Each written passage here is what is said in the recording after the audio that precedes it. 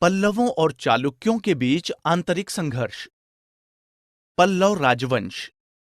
पल्लव राजवंश 275 ईस्वी से 897 ईस्वी के बीच अस्तित्व में बना रहा और सातवाहन राजवंश के पतन के बाद इसे प्रमुखता प्राप्त हुई, जिनके पल्लव सामंत हुआ करते थे।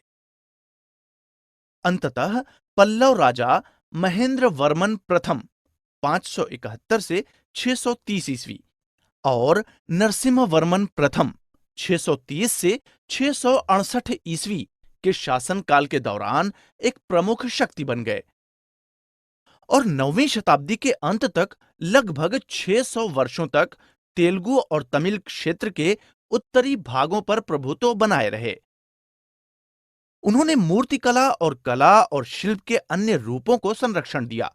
पल्लवों की राजधानी कांचीपुरम थी, जो कावेरी के डेल्टा में स्थित थी। चालुक्य राजवंश।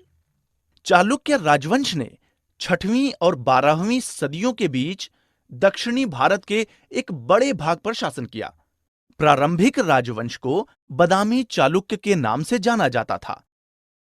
पुलकेशिन द्वितीय के शासनकाल के दौरान चालुक्यों ने तेजी से प्रमुखता प्राप्त की। चालुक्यों की राजधानी कृष्णा और तुंगभद्रा नदियों के बीच रायचूर दोआब में थी।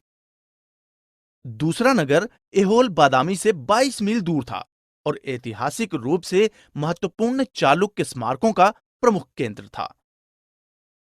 पल्लव चालुक्य संघर्ष। पुलकेशिन द्वितीय के दरबारी कवि रवि कीर्ति ने महान चालुक्य राजा पुलकेशिन द्वितीय की प्रशस्ति लिखी है। इस अवधि के दौरान इन दोनों राज्यों ने कई बार एक दूसरे से युद्ध किया और एक दूसरे की राजधानियों पर आक्रमण किया। चालुक्य पल्लव युद्ध पुलकेशिन द्वितीय के साथ आरंभ हुआ था और दोनों राजवंशों के पतन के साथ समाप्त हुआ। युद्ध पूरी तरह से चालुक्य और पल्लव राज्यों की भौगोलिक सीमा निर्धारित करने के लिए लड़े गए थे।